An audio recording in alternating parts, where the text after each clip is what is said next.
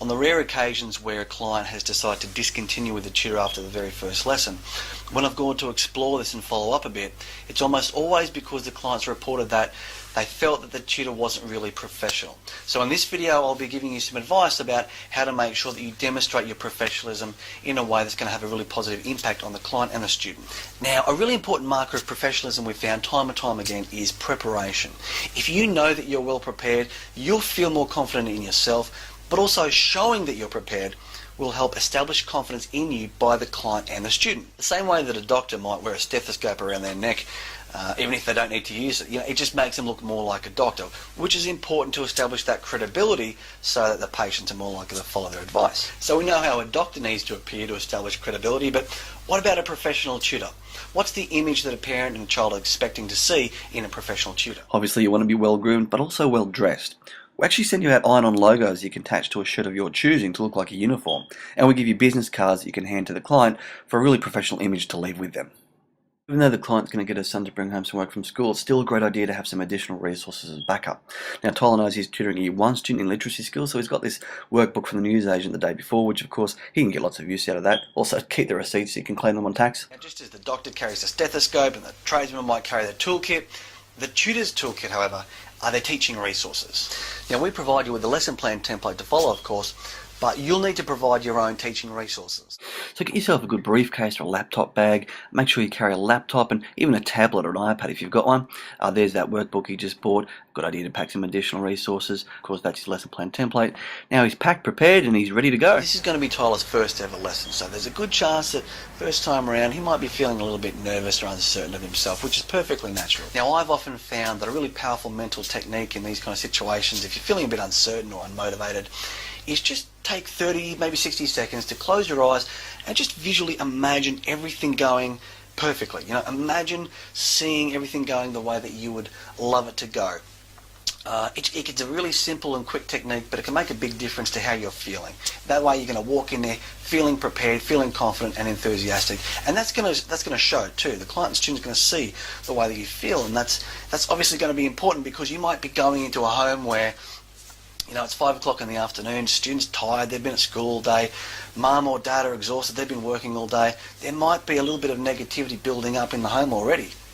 So when you then come to the front door, it's really important that you be in a positive state of mind so that any negativity that's already going on in there, you're going to be able to just diffuse that straight away, and you're going to help them feel more confident and enthusiastic too if you're feeling that way. So even though it's one of the most powerful elements of preparation, it's often one of the most overlooked ones, is just to prepare yourself for the right state of mind to go in there and generate a lot of confidence and enthusiasm straight away from the word go. Now, it's really important to warm the student and the client up so they're feeling more enthusiastic, and therefore learning is going to happen a lot more effectively. And by the way, never underestimate the power of mental preparation too to get the best out of yourself. A really famous study many years ago, what they did was they got college students in America and they divided into 4 separate groups. And the first group, they got to practice shooting hoops 30 minutes a day, every day, just practicing shooting hoops, playing basketball. The second group, of course, was the control group. They asked them to do no practice at all during the week. The third group, they asked to simply sit there for 30 minutes a day and mentally sort of visualize themselves doing the practice, shooting hoops only in their mind. And the fourth group, they asked to do the physical practice for 15 minutes and then 15 minutes of mental practice. Now, at the end of the study, the group who did no practice at all, obviously they showed no improvements.